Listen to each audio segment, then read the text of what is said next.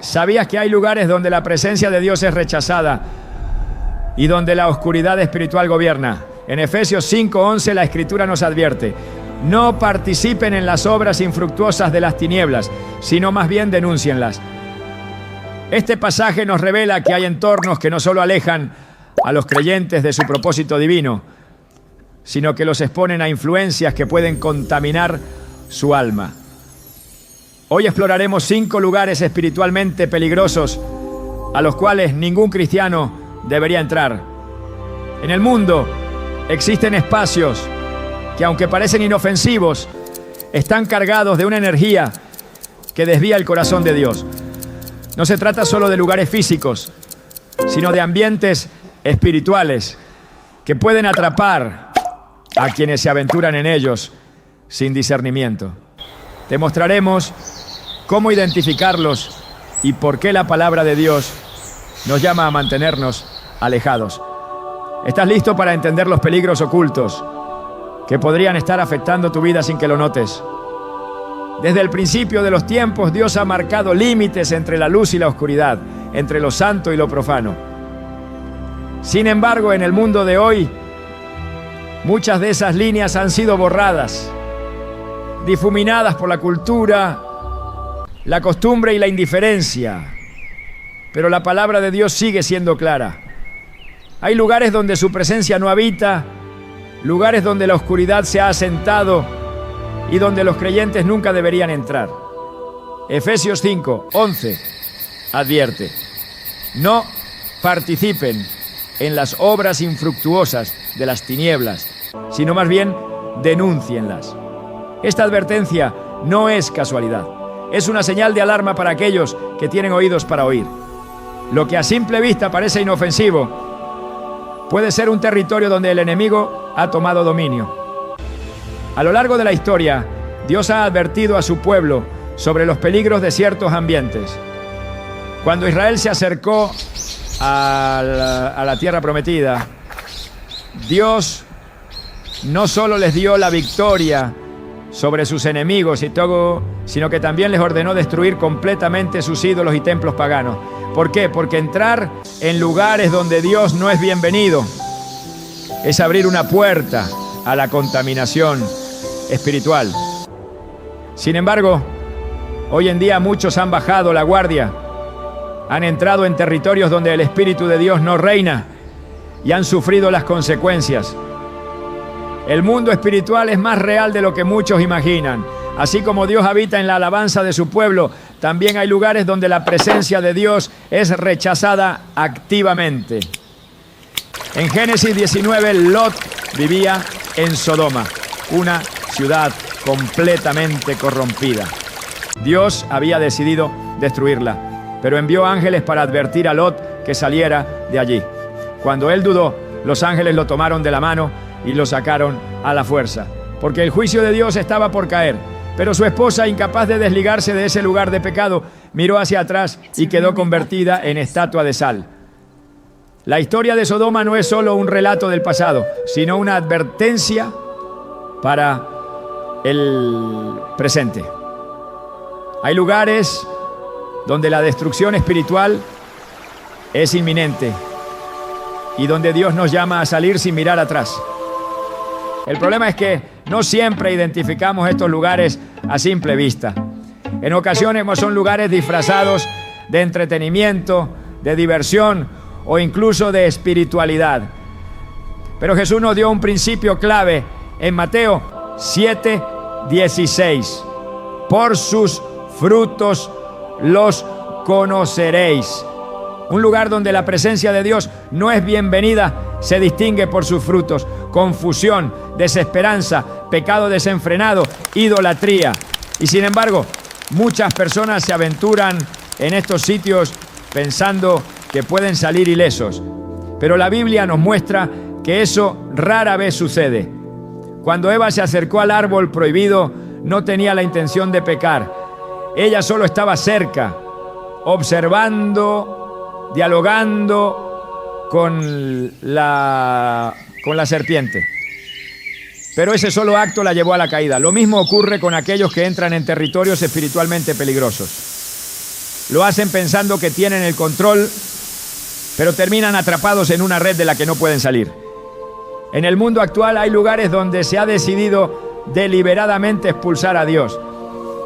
Espacios donde su nombre es burlado, donde su palabra es distorsionada y donde la presencia del enemigo se fortalece. En Daniel 3, el rey Nabucodonosor ordenó construir una estatua de oro y exigió que todos la adoraran. La imagen se levantó en un lugar público, un sitio donde la adoración falsa se convirtió en ley. Pero 3 jóvenes hebreos decidieron no inclinarse. Sabían que entrar en ese ambiente significaba negar su fe. Prefirieron enfrentar la furia del rey y ser arrojados al horno de fuego antes que contaminarse espiritualmente. Su valentía no solo lo salvó, sino que también llevó al mismo Nabucodonosor a reconocer la gloria del Dios verdadero. Pero, ¿cuántos hoy en día tienen el discernimiento y la valentía de esos jóvenes? Muchos piensan que un lugar no puede afectar su vida espiritual. Creen que pueden entrar en sitios de tinieblas sin ser tocados por ellas. Sin embargo, la Biblia nos dice lo contrario. En primera epístola a los Corintios 15:33, Pablo advierte: no se dejen engañar. Las malas compañías corrompen las buenas costumbres. No se trata solo de personas, sino también de los ambientes en los que nos sumergimos. Un lugar puede cambiar la manera en que pensamos, en que vemos el mundo, en que percibimos la verdad. Puede debilitar nuestra fe sin que nos demos cuenta. Es por eso que Dios nos llama a la separación. En 2 Corintios 6:17, Él nos dice: por lo tanto, salgan de en medio de ellos y apártense, dice el Señor. No toquen nada impuro y yo los recibiré. Este mandato no es para nuestro castigo, sino para nuestra protección. Dios no nos aleja de ciertos lugares porque quiere restringirnos, sino porque sabe que lo que hay allí nos puede destruir. Pero el engaño del enemigo es hacernos creer que no hay peligro, que podemos estar en cualquier sitio sin que eso afecte nuestro espíritu. Lo mismo pensó Sansón cuando jugó con el pecado una y otra vez, hasta que un día despertó y ya no tenía la fuerza que Dios le había dado. Hay espacios donde el ambiente mismo expulsa la presencia de Dios, lugares donde se levantan voces contra la verdad, donde se siembran mentiras, donde el pecado es celebrado y promovido. Cuando Jesús entró en el templo y encontró a los mercaderes vendiendo y profanando la casa de Dios, su reacción fue inmediata. Con un látigo en la mano, volcó las mesas y los echó fuera. Él entendía que ese ambiente no podía coexistir con la santidad. ¿Cuántos hoy en día tienen la misma actitud? ¿Cuántos están dispuestos a decir: este lugar no es para mí, y salir sin mirar atrás? El problema es que muchas veces el peligro no se presenta de manera obvia. A veces estos lugares se disfrazan de oportunidades, de entretenimiento, de experiencias nuevas. Pero en la Biblia vemos que cada vez que alguien entró en un sitio donde Dios no estaba, terminó sufriendo las consecuencias. Jonás decidió huir de la presencia de Dios y subió a un barco que lo llevaba en la dirección contraria a su llamado. Pensó que podía alejarse sin problema, pero una tormenta lo alcanzó en medio del mar y terminó en el vientre de un pez. No era el barco lo que estaba mal, sino el hecho de que estaba yendo a un lugar donde Dios no lo había enviado. Hoy en día, pues sí, hay muchas personas en barcos que los llevan lejos de Dios.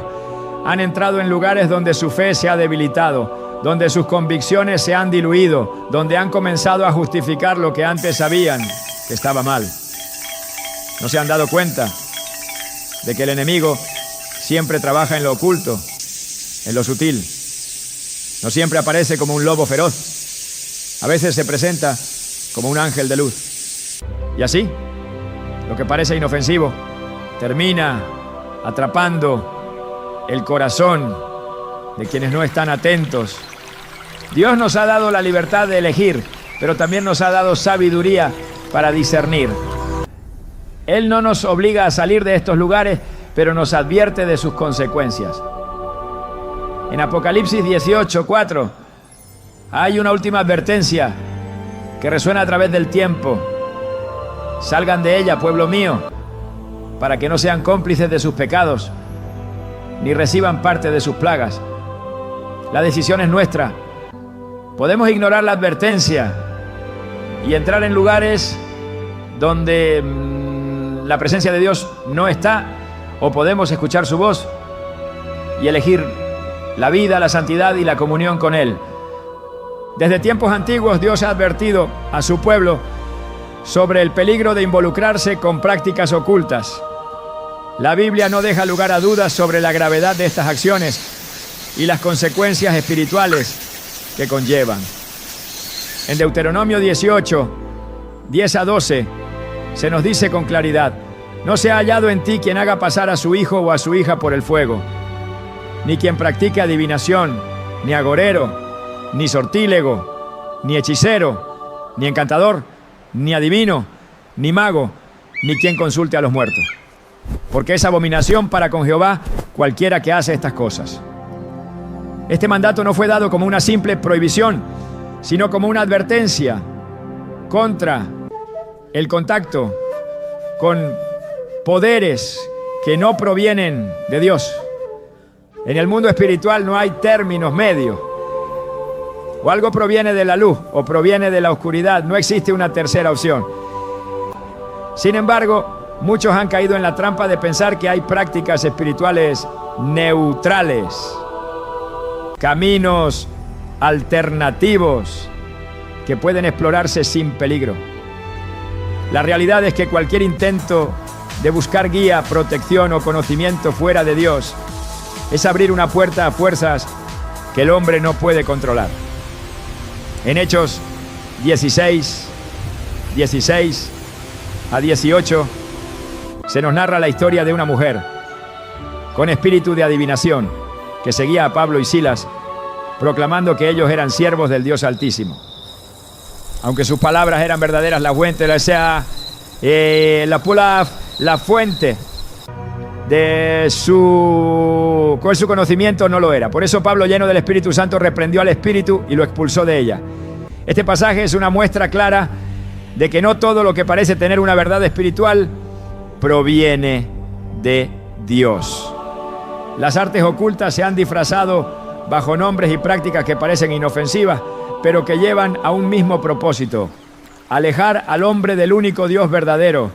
La consulta a los muertos, la astrología, la lectura de cartas y los rituales energéticos son formas modernas de las mismas prácticas que Dios condenó en el Antiguo Testamento. En Isaías 8:19, el Señor hace una pregunta que resuena con fuerza. Si os dijeren: preguntad a los encantadores y a los adivinos que susurran hablando, responded, ¿no consultará el pueblo a su Dios? ¿Consultará a los muertos por los vivos? En este cuestionamiento hay una revelación profunda. Cuando el hombre busca respuestas en fuentes ajenas a Dios, está demostrando una falta de confianza en el Creador. El error de Saúl ilustra las consecuencias de ignorar este principio. Cuando Dios dejó de responderle debido a su desobediencia, en lugar de arrepentirse y buscar nuevamente el favor del Señor, decidió acudir a la divina de Endor para invocar el espíritu de Samuel. En el primer libro de Samuel, 28, se nos relata cómo después de esta consulta su destino quedó sellado. La batalla que enfrentaría terminaría en su muerte. Este episodio no solo demuestra la prohibición divina sobre estas prácticas, sino que deja en evidencia el terrible desenlace de aquellos que deciden desafiar el mandato de Dios. La seducción del ocultismo radica en su apariencia de poder. En Éxodo 7:11, cuando Moisés y Aarón confrontaron a Faraón con señales de parte de Dios, los magos de Egipto replicaron algunos de los milagros con sus artes ocultas. Aunque sus manifestaciones parecían impresionantes, eran imitaciones limitadas. Más adelante, cuando las plagas aumentaron en intensidad, los mismos magos reconocieron que lo que enfrentaban era el dedo de Dios. Este relato es una advertencia para aquellos que creen que los poderes de las tinieblas pueden ofrecer algo equiparable a la autoridad divina. Lo que el enemigo entrega siempre es una falsificación que tarde o temprano expone su fragilidad. Dios ha establecido un camino claro para que su pueblo reciba dirección y protección, la oración, su palabra y la guía del Espíritu Santo. En Santiago 1-5 se nos promete que si alguien necesita sabiduría, debe pedirla a Dios, quien la da abundantemente y sin reproche. A pesar de esta promesa, muchos buscan respuestas en fuentes que ofrecen caminos más inmediatos, pero que exigen un precio alto. En Mateo 4:8-10, Satanás le ofreció a Jesús todos los reinos del mundo si se postraba y lo adoraba. Era un acceso fácil al poder sin necesidad de pasar por la cruz. Sin embargo, Jesús respondió con la verdad de la Escritura: al Señor tu Dios adorarás y a Él solo servirás. La Biblia revela que el enemigo se disfraza como ángel de luz para engañar a los incautos. En 2 Corintios 11:14-15 se advierte que incluso sus ministros se disfrazan como ministros de justicia. Pero su fin será conforme a sus obras. Esto explica por qué muchas personas son atraídas a prácticas que parecen llenas de paz, energía positiva o iluminación, pero que en realidad los llevan a la esclavitud espiritual. Lo que comienza como una simple curiosidad puede convertirse en una atadura difícil de romper. El poder de Dios es superior a cualquier manifestación de las tinieblas. En Hechos 19:18-20, muchos de los que habían practicado magia trajeron sus libros y los quemaron públicamente después de conocer el Evangelio. La conversión verdadera implica una renuncia absoluta a cualquier vínculo con el ocultismo. No hay lugar para compromisos o mezclas. En Apocalipsis 21:8 se menciona que los hechiceros no tendrán parte en el reino de Dios, junto con los incrédulos y los idólatras. Esta advertencia es contundente y demuestra que estas prácticas no pueden coexistir con una vida rendida a Cristo. El llamado es a la separación total. En Hechos 13:6-12, cuando Pablo y Bernabé enfrentaron a Elima, un mago que intentaba apartar a las personas de la fe, Pablo lo reprendió con autoridad y al instante quedó ciego. Esta escena es una representación de lo que sucede espiritualmente con aquellos que persisten en el ocultismo. Terminan en ceguera, incapaces de ver la verdad. Dios ha dejado una advertencia clara para su pueblo. No se puede jugar con fuego sin salir quemado. La Biblia nos muestra que cuando el pueblo de Israel permitió la entrada de prácticas ocultas, terminó cayendo en idolatría y alejándose de la bendición de Dios. En 2 Reyes 17:17 se menciona cómo ofrecieron a sus hijos en sacrificio y practicaron adivinaciones, provocando la ira de Dios hasta ser entregados en manos de sus enemigos. Lo que comenzó como una simple influencia externa terminó en una esclavitud total. Jesús dejó claro que no se puede servir a dos señores. No hay compatibilidad entre el reino de Dios y las prácticas de las tinieblas. En el 1 Juan 1:5 se nos dice que Dios es luz y en Él no hay ninguna tiniebla. Aquellos que han sido llamados a caminar en santidad deben rechazar todo lo que no proviene de su presencia.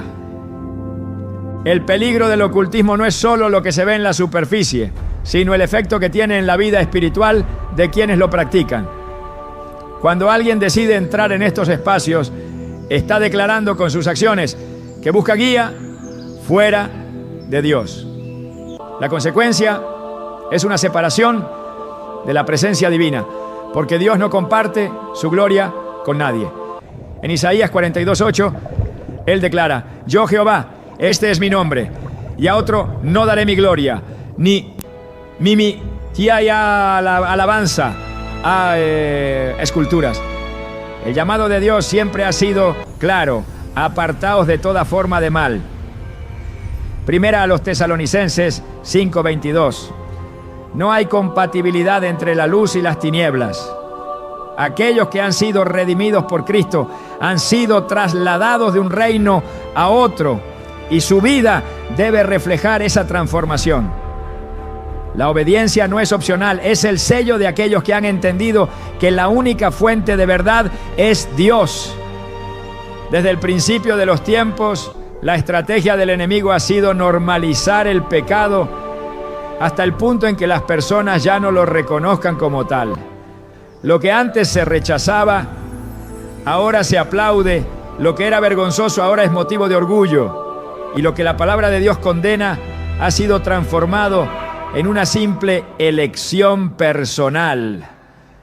La sociedad ha moldeado un mundo donde la inmoralidad ya no es vista como un peligro, sino como un derecho. Y muchos creyentes han caído en la trampa de pensar que pueden exponerse a estos ambientes sin que su fe se vea afectada. La Biblia advierte sobre la influencia de estos lugares. En el Salmo 1:1 se nos dice: bienaventurado el hombre que no anda en consejo de malos, ni está en camino de pecadores, ni en silla de escarnecedores se ha sentado. Esta advertencia no es solo sobre las personas con quienes se comparte, sino sobre los espacios en los que se permite estar.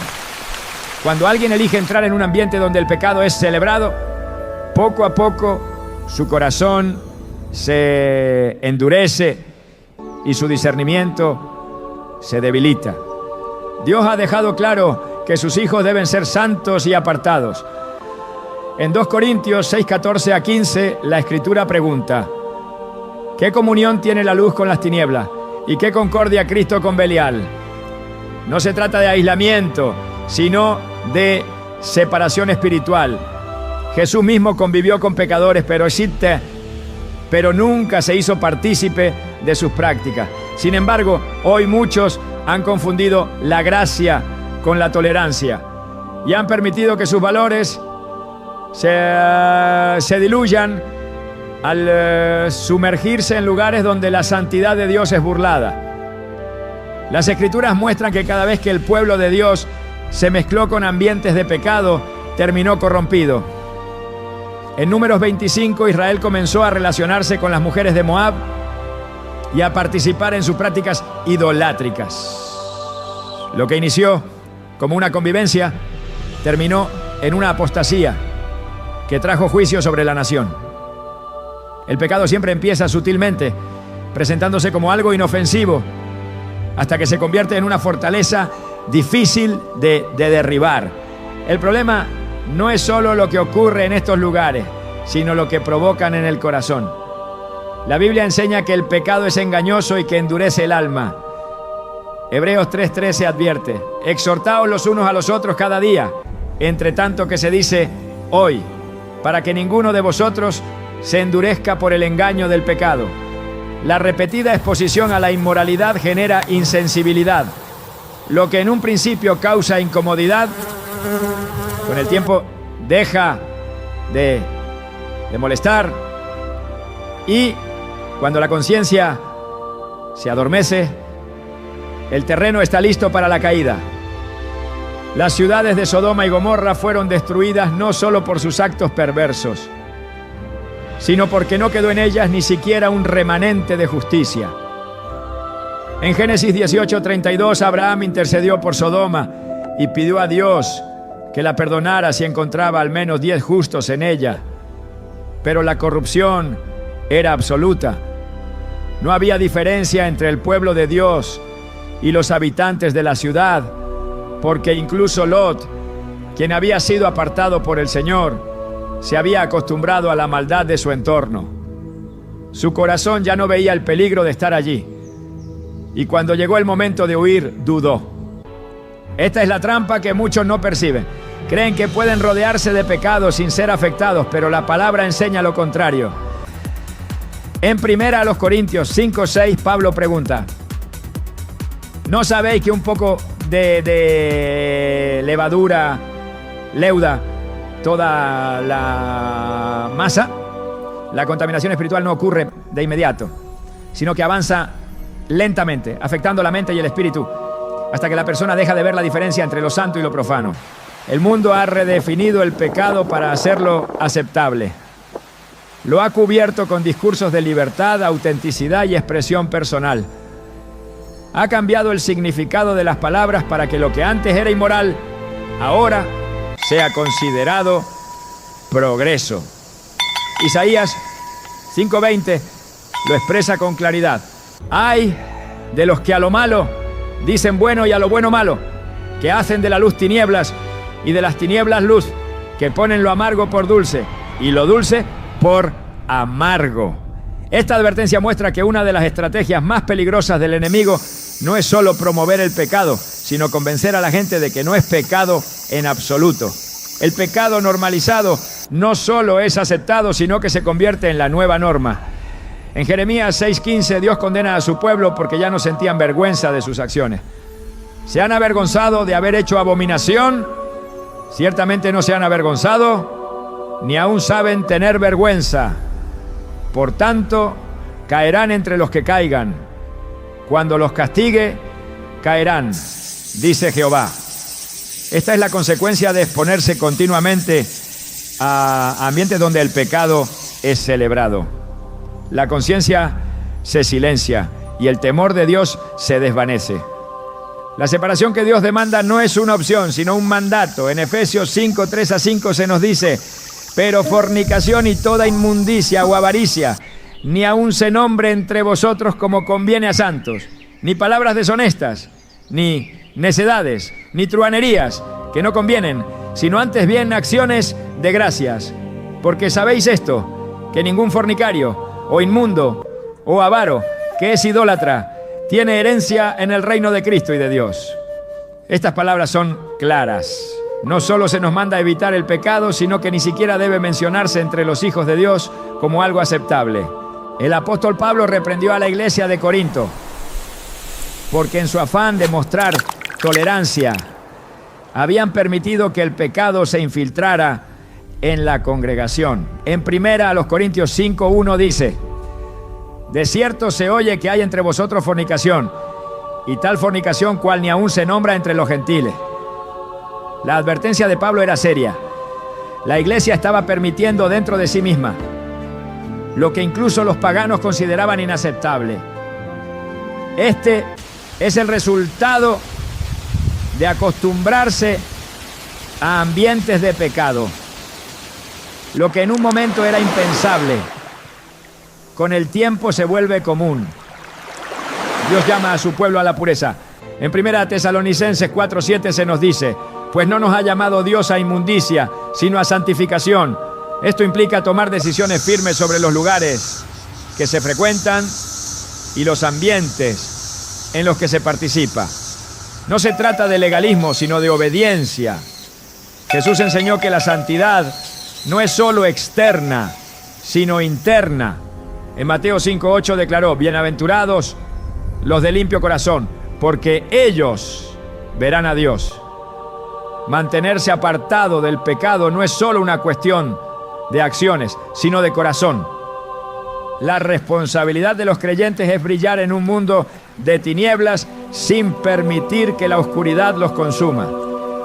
Filipenses 2:15 exhorta: para que seáis irreprensibles y sencillos, hijos de Dios sin mancha, en medio de una generación maligna y perversa, en medio de la cual resplandecéis como luminares en el mundo. Para hacer luz es necesario mantenerse firme en la verdad y rechazar los espacios donde la presencia de Dios es despreciada. El juicio de Dios sobre la inmoralidad es inevitable. Romanos 1:24-25 explica que cuando las personas eligen rechazar la verdad, Dios los entrega a sus pasiones desordenadas. No porque Él desee su perdición, sino porque respeta la libre elección. Esta es la advertencia final. Quien persiste en permanecer en ambientes de pecado terminará siendo transformado por ellos. La única forma de evitar la contaminación es huir, como José huyó de la esposa de Potifar, como Lot huyó de Sodoma, como el pueblo de Dios fue llamado a salir de Egipto. No hay neutralidad en la batalla espiritual. O se permanece en santidad o se es arrastrado por la corriente del mundo. El cuerpo es templo del Espíritu Santo, un santuario sagrado diseñado por Dios para reflejar su gloria. Pero el enemigo desde el principio ha intentado profanar lo que Dios ha santificado. Ha corrompido lo que fue creado para la honra. Ha degradado lo que fue formado con propósito y ha transformado el cuerpo en un instrumento de autodestrucción. La Escritura advierte en 1 Corintios 6, 19 a 20. ¿O no sabéis que vuestro cuerpo es templo del Espíritu Santo, el cual está en vosotros, el cual tenéis de Dios, y que no sois vuestros, porque habéis sido comprados por precio? Glorificad, pues, a Dios en vuestro cuerpo y en vuestro espíritu, los cuales son de Dios. Estas palabras revelan que el cuerpo no nos pertenece, que fue adquirido con la sangre de Cristo y que cada acción que atente contra Él es una ofensa contra el Creador. El mundo ha distorsionado esta verdad, ha convertido el cuerpo en un objeto, en un medio para el placer sin límites, en una herramienta de consumo y explotación. Ha promovido la idea de que el dominio propio es una restricción innecesaria y que la verdadera libertad consiste en entregarse sin reservas a los deseos de la carne. Pero la Biblia es clara cuando dice en Romanos 8:13, porque si vivís conforme a la carne, moriréis. Mas si por el Espíritu hacéis morir las obras de la carne, viviréis. No hay vida en la autodestrucción. No hay libertad en la esclavitud del pecado. No hay honra en lo que degrada el cuerpo y el alma. Hay lugares donde esta corrupción es celebrada, donde la lujuria es promovida como una forma de identidad, donde el exceso y la violencia contra el propio cuerpo son vistos como expresión de poder. Estos espacios están diseñados para alejar al hombre de su propósito, para debilitar su voluntad, para sumergirlo en un estado de insensibilidad espiritual, donde ya no distinga entre lo santo y lo profano. En Efesios 4:19, la Escritura describe lo que sucede con aquellos que han cruzado ese umbral, los cuales, después que perdieron toda sensibilidad, se entregaron a la lascivia para cometer con avidez toda clase de impureza. La pérdida de sensibilidad es la antesala a la esclavitud espiritual. Cuando el pecado deja de provocar convicción, cuando la conciencia ya no emite advertencias, cuando la culpa se convierte en un sentimiento inexistente, el alma ha sido llevada a un punto de cautiverio profundo. Dios advirtió a su pueblo sobre los peligros de estos lugares. En el libro de Levítico estableció leyes estrictas para evitar que los israelitas adoptaran las costumbres de las naciones paganas que los rodeaban. Estas naciones practicaban rituales donde el cuerpo era ultrajado, donde la inmoralidad formaba parte de su culto, donde la vida humana era tratada con desprecio. En Levítico 18, 24 a 25, el Señor declara: no os contaminéis con ninguna de estas cosas, porque en todas estas cosas se han corrompido las naciones que yo he hecho de delante de vosotros, y la tierra fue contaminada, y yo visité su maldad sobre ella, y la tierra vomitó a su radara, a sus moradores.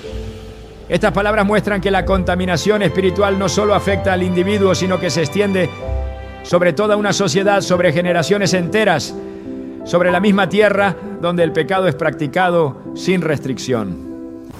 La historia muestra que cada civilización que abrazó la corrupción del cuerpo y del alma terminó en decadencia.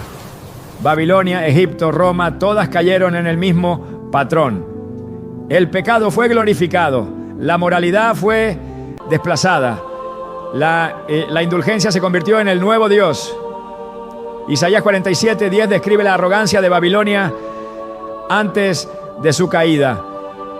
Porque confiaste en tu maldad, dijiste, nadie me ve. Tu sabiduría y tu misma ciencia te engañaron. Y dijiste en tu corazón, yo y nadie más. Pero la soberbia siempre precede a la ruina. Y lo que fue construido sobre cimientos de inmoralidad nunca se sostiene. En la actualidad, el enemigo no ha cambiado su estrategia, ha refinado sus métodos, ha perfeccionado su engaño, ha maquillado la corrupción para que parezca inofensiva. Pero la esencia sigue siendo la misma. Llevar al ser humano a un punto donde desprecie lo que Dios diseñó con perfección. La Escritura dice en Filipenses 3:19, el fin de los cuales será perdición, cuyo Dios es su vientre y cuya gloria es su vergüenza, que solo piensan en lo terrenal. Esta es la trampa, hacer que lo vergonzoso se convierta en motivo de orgullo, que lo deshonroso sea visto como una conquista, que lo que destruye sea defendido como un derecho. Los lugares donde el cuerpo y el alma son corrompidos no presentan su verdadera naturaleza desde el inicio. Prometen satisfacción, placer, emoción, pero ocultan las cadenas que llevan consigo. En Proverbios 5, 3-5 se advierte, porque los labios de la mujer extraña destilan miel y su paladar es más blando que el aceite, mas su fin es amargo como el ajenjo, agudo como espada de dos filos. Sus pies descienden a la muerte, sus pasos conducen al Seol. Lo que al principio parece dulce, lo que parece atractivo, lo que parece inofensivo, termina siendo veneno para el alma.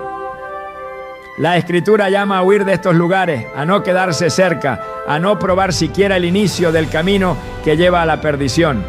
En 1 Corintios 6:18 se nos ordena, huid de la fornicación.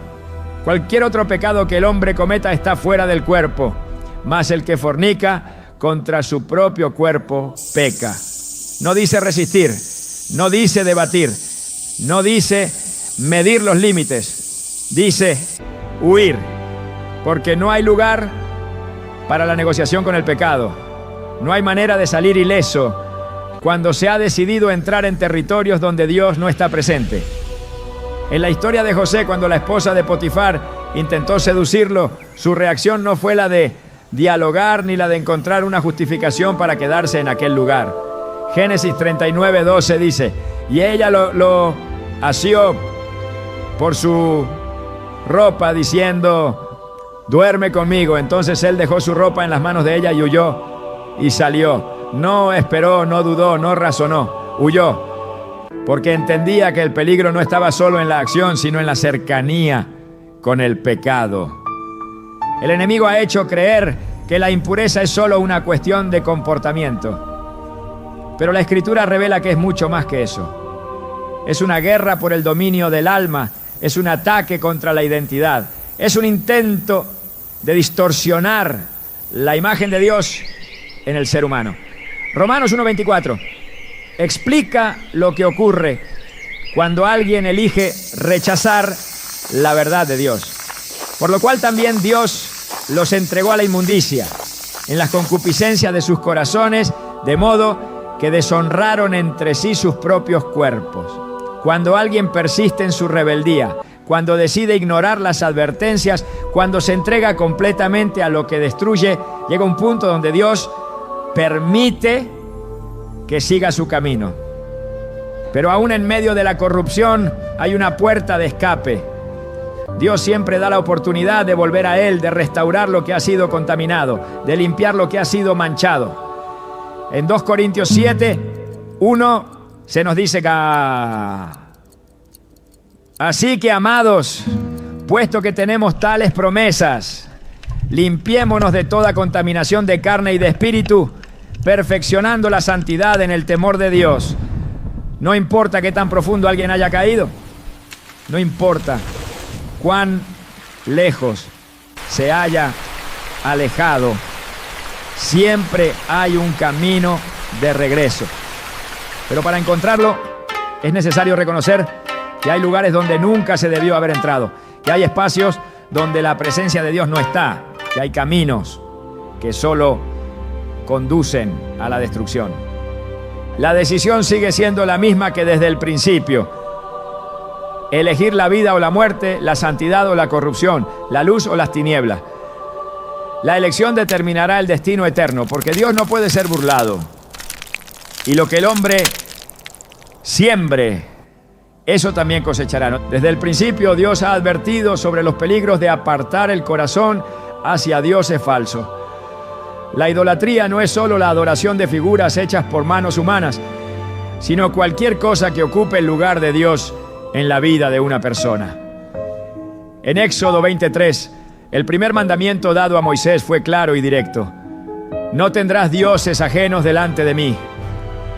Esta instrucción no se limitaba a la antigüedad, sino que sigue siendo una advertencia urgente para quienes, sin darse cuenta, han permitido que sus vidas giren en torno a algo que no es el Dios verdadero. En tiempos antiguos los pueblos paganos construían templos a sus ídolos, levantaban altares y ofrecían sacrificios. Los Baales de Canaán, los dioses egipcios y las imágenes de Grecia y Roma eran símbolos visibles de la rebelión del hombre contra su creador.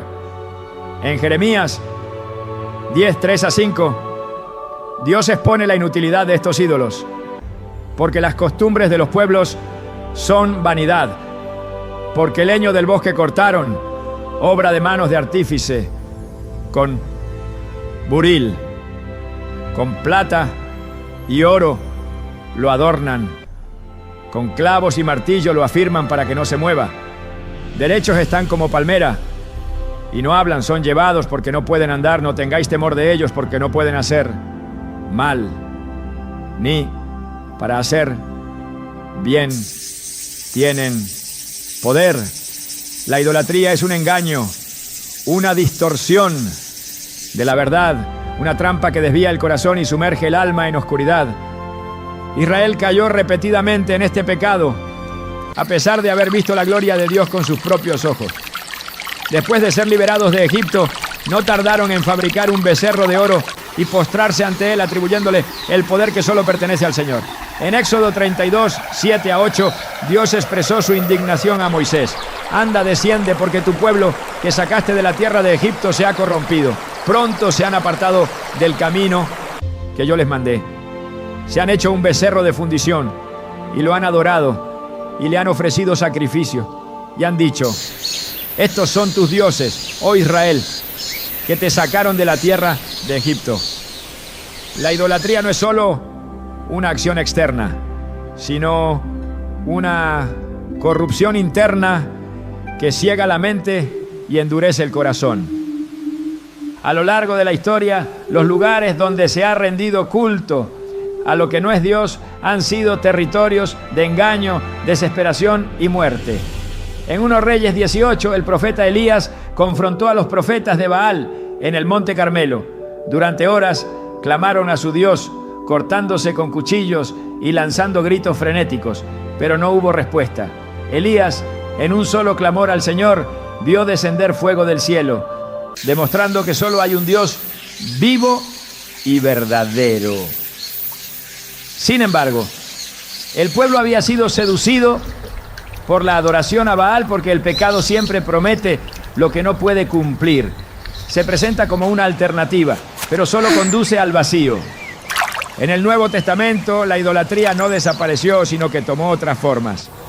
En Atenas, Pablo encontró un altar dedicado al Dios no conocido, y al ver la ciudad entregada a la adoración de múltiples deidades, les declaró en Hechos 17:30: pero Dios, habiendo pasado por alto los tiempos de esta ignorancia, ahora manda a todos los hombres en todo lugar que se arrepientan. La idolatría no es solo una cuestión de estatuas, sino de corazones desviados de mentes que han sido cautivadas por lo que no es eterno. Hoy los lugares de idolatría siguen existiendo. No siempre son templos físicos, pero están presentes en cada espacio donde se adora lo creado en lugar del Creador. Romanos 1:25 describe esta realidad.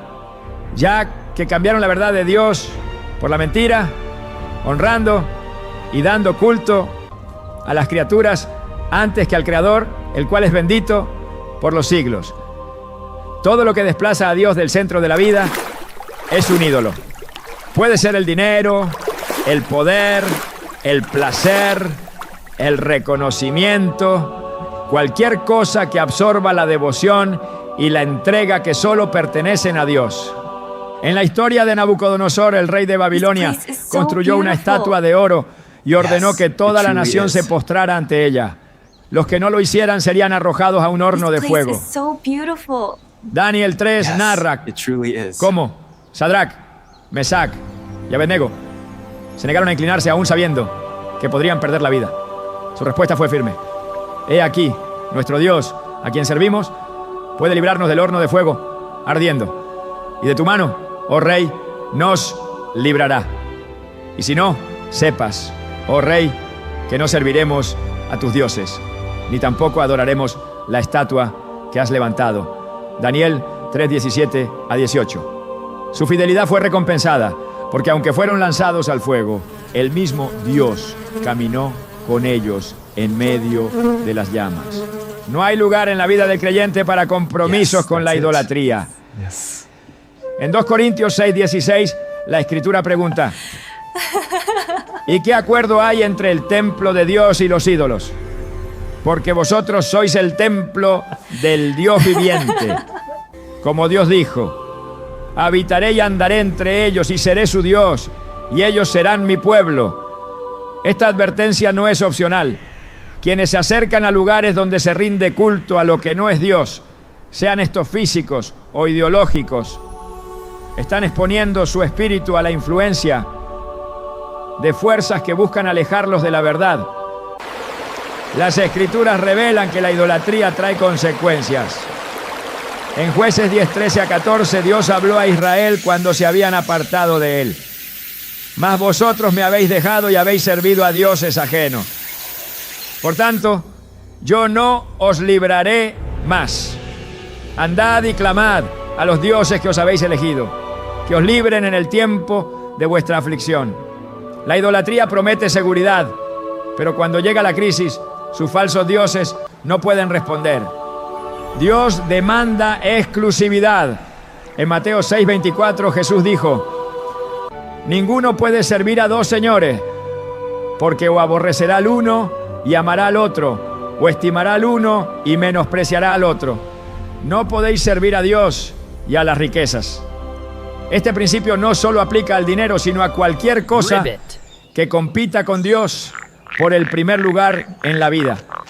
Cuando algo se convierte en el centro de la existencia, cuando se le rinde el tiempo, la devoción y la energía que solo pertenecen al Creador, se ha levantado un ídolo en el corazón. En Apocalipsis 22:15, la advertencia final es contundente: mas los perros estarán fuera, y los hechiceros, no, los fornicarios, no, los homicidas, los idólatras y todo aquel que ama y hace mentira. No hay espacio en el reino de Dios para los que persisten en la idolatría. La única respuesta es el arrepentimiento, el abandono total de cualquier cosa que ocupe el lugar de Dios y la rendición absoluta a su señorío. Dios llama a su pueblo a apartarse de todo lo que contamina. En el 1 Juan 5:21 la instrucción es clara y directa: hijitos, guardaos de los ídolos. La vida de un creyente no puede estar dividida entre la adoración a Dios y la lealtad a lo que el mundo exalta. La decisión es ineludible: servir al Señor con todo el corazón o ser arrastrado por la corriente de la idolatría. No hay terreno neutral. La Escritura declara en Josué 24:15: escogeos hoy a quien sirváis. Cada persona debe hacer esa elección. Dios no comparte su gloria con nadie, y solo aquellos que han decidido rendirse completamente a Él encontrarán la vida, y la verdad que solo Él puede ofrecer. Dios ha dado instrucciones claras a su pueblo sobre los caminos que deben evitar. A lo largo de la Escritura se repiten advertencias dirigidas a aquellos que insisten en acercarse a lo que Él ha prohibido. Desde el Edén, cuando el árbol del conocimiento del bien y del mal estaba al alcance de la mano, pero vedado por mandato divino, la humanidad ha sentido la tentación de cruzar límites espirituales con la falsa seguridad de que nada malo ocurrirá. Pero la historia revela otra realidad. Cada vez que alguien ha entrado en un lugar donde Dios dijo que no fuera, las consecuencias han sido inevitables. En Génesis 19, los ángeles advirtieron a Lot que debía salir de Sodoma sin mirar atrás. La orden era clara, pero su esposa desobedeció. Miró una vez más la ciudad de pecado que estaba dejando. Y en ese instante, su destino quedó sellado. Su cuerpo se convirtió en una estatua de sal, un recordatorio de que la obediencia a Dios no admite medias tintas ni segundas oportunidades cuando el juicio ha sido decretado. La instrucción no era simbólica, no era opcional, no era una recomendación, era un mandato de vida o muerte. Y lo sigue siendo. Cuando Dios advierte que no se entre en ciertos lugares, no lo hace por capricho ni por deseo de restringir la libertad. Su llamado a la separación es un acto de protección porque conoce las trampas que el enemigo ha puesto en esos territorios. En Proverbios 4:14-15 se lee: no entres por la vereda de los impíos, ni vayas por el camino de los malos. Déjala, no pases por ella, apártate de ella, pasa. La insistencia de estas palabras refleja la urgencia de apartarse sin titubeos, sin demoras, sin ceder a la curiosidad que llevó a Eva a acercarse demasiado a lo prohibido. El pueblo de Israel recibió múltiples advertencias sobre los lugares que no debía habitar y los pactos que no debía hacer. Dios les dio la tierra prometida, pero les ordenó destruir los altares de los pueblos paganos, arrancar sus imágenes y no hacer alianza con ellos. En Deuteronomio 7, 2-4, el Señor explicó la razón. No harás alianza con ellas, ni tendrás de ellas misericordia, y no emparentarás con ellas. No darás tu hija a su hijo, ni tomarás a su hija para tu hijo, porque desviará a tu hijo de en pos de mí, y servirán a dioses ajenos, y el furor de Jehová se encenderá sobre vosotros, y te destruirás pronto. Israel no obedeció del todo, y con el tiempo cayó en la idolatría, en la corrupción y en la esclavitud. Entraron en lugares donde no debían, hicieron pactos que no debían, toleraron lo que Dios había condenado, y al final terminaron atrapados. Las advertencias divinas no son negociables. En 2 Reyes 17 se relata cómo el pueblo persistió en entrar en espacios de pecado a pesar de las repetidas exhortaciones de los profetas.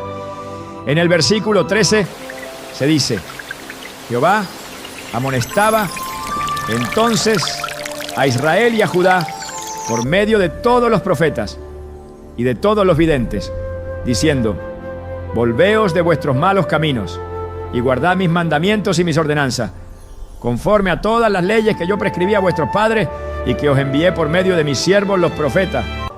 Pero el pueblo no escuchó, endureció su corazón y finalmente fue llevado al exilio. Se apartaron de Dios y Dios los entregó a la opresión de sus enemigos.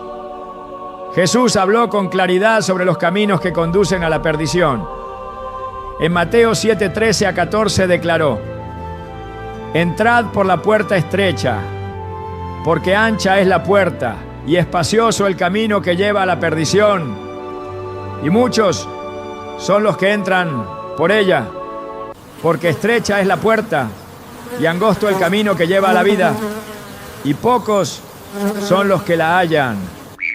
Hay lugares que parecen inofensivos, caminos que parecen accesibles, ambientes que parecen seguros, pero el destino final de quienes los recorren es destrucción. Muchos han ignorado la voz del Espíritu Santo, han apagado su conciencia y han insistido en entrar donde Dios les dijo que no fueran. Han menospreciado el peligro, han confiado en su propia prudencia y han terminado atrapados. En el primer libro de Samuel, el rey Saúl desobedeció un mandato claro de Dios. Se le ordenó destruir completamente a Amalek y no tomar ningún botín, pero decidió hacer lo que le pareció mejor.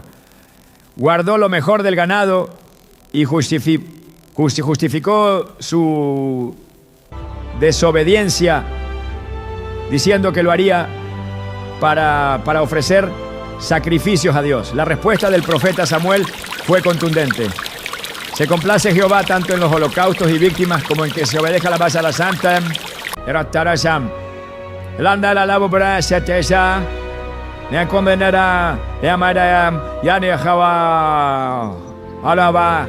Ciertamente el obedecer es mejor que los sacrificios y el prestar atención que la grosura de los carneros. 1 Samuel 15:22. Saúl creyó que podía entrar en un territorio prohibido y salirse con la suya, pero Dios lo desechó como rey. Su reinado terminó en fracaso porque no entendió que la obediencia parcial es desobediencia total.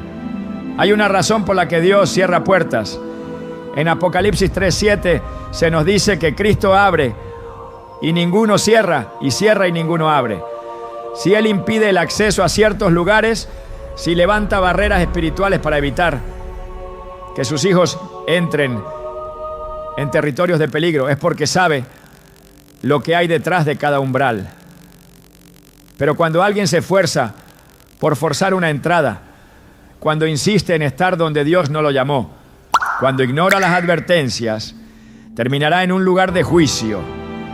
La tragedia de Judas fue precisamente esa. Durante 3 años caminó con Jesús.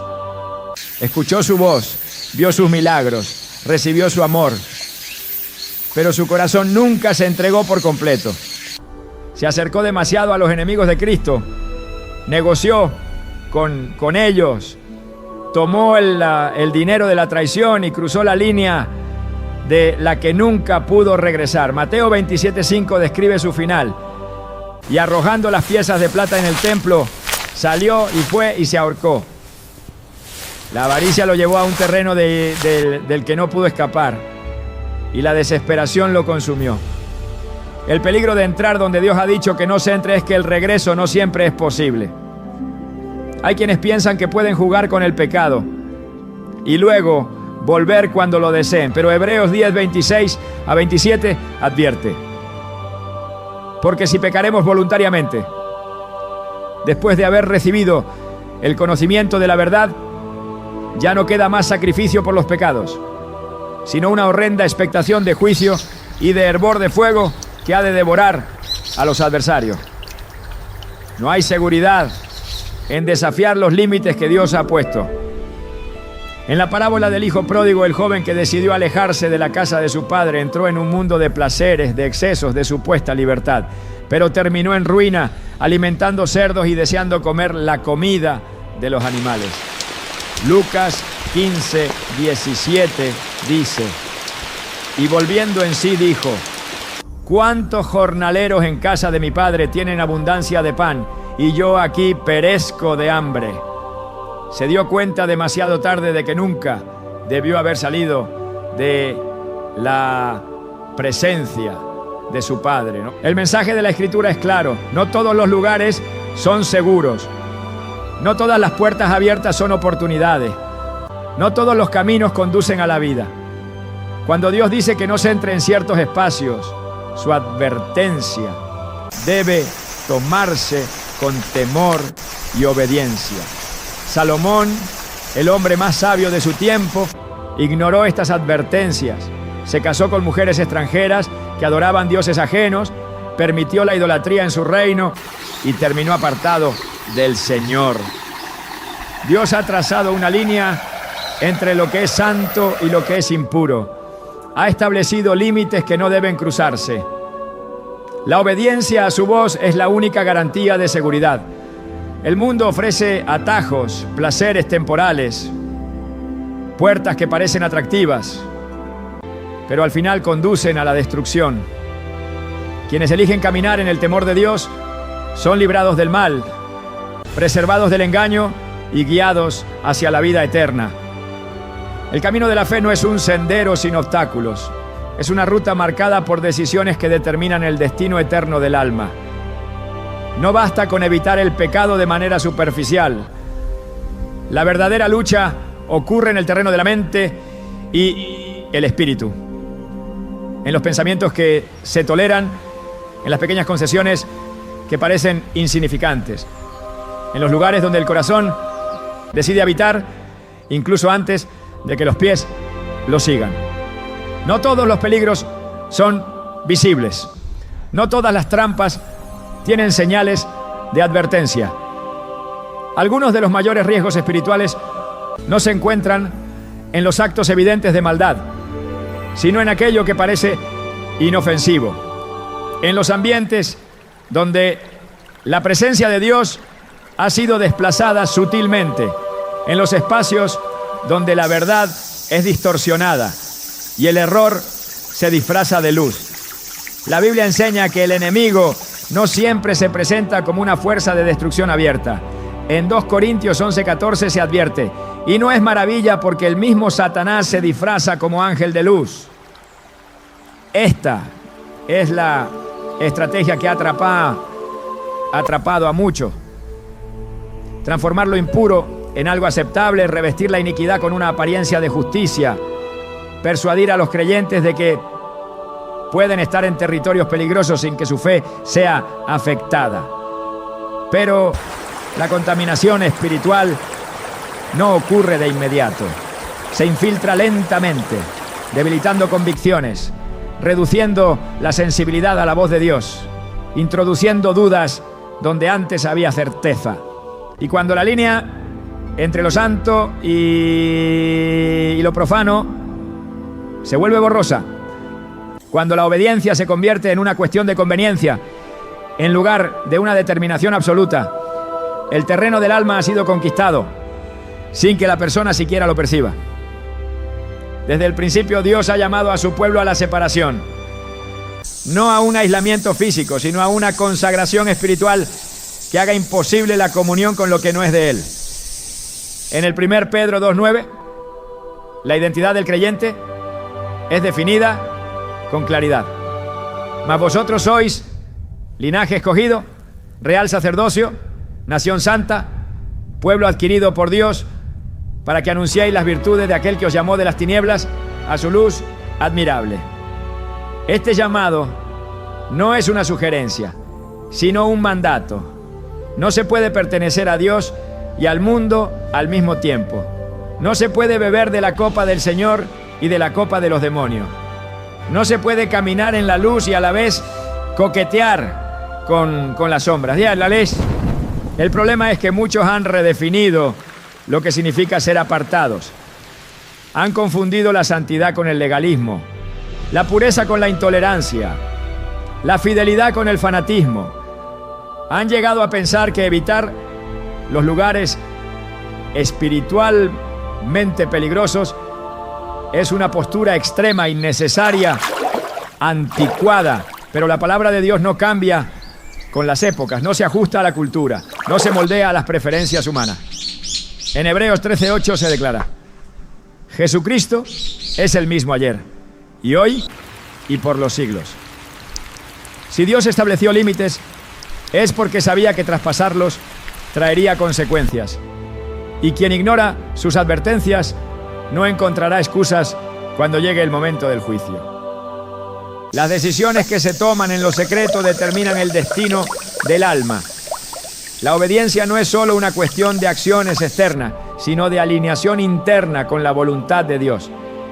No basta con evitar los lugares de tiniebla físicamente. Es necesario cerrar toda puerta en el corazón que permita que esas tinieblas entren. Hay personas que no pisan ciertos ambientes, pero en su mente aún los desean. No están presentes en ciertos espacios de pecado, pero sus pensamientos han convertido esos lugares en su morada. Jesús advirtió que el pecado no comienza en el acto, sino en la intención. En Mateo 5:28 enseñó: cualquiera que mira a una mujer para codiciarla, ya adulteró con ella en su corazón. Lo mismo sucede con cualquier otro tipo de transgresión. No es necesario estar físicamente en un sitio peligroso para que el daño espiritual ocurra. Basta con que el alma lo haya aceptado, con que el deseo lo haya permitido, con que la conciencia haya dejado de resistirlo. Dios ve más allá de lo externo. En el primer libro de Samuel, capítulo 16, versículo 7, se revela: porque Jehová no mira lo que mira el hombre, pues el hombre mira lo que está delante de sus ojos, pero Jehová mira el corazón. Hay quienes han salido de Egipto físicamente, pero Egipto sigue viviendo en ellos. Han dejado atrás ciertos hábitos, pero en su interior aún añoran lo que Dios les pidió abandonar. Han aprendido a comportarse como cristianos en apariencia, pero su corazón aún está dividido. No basta con mantenerse alejados de los lugares peligrosos. Es necesario expulsar de la vida todo deseo que pueda llevar de vuelta a ellos. La verdadera separación no es forzada, sino fruto del amor. Quien comprende el valor de la presencia de Dios no necesita que le insistan en alejarse del mal. Lo hace de manera natural porque no quiere nada que interrumpa su comunión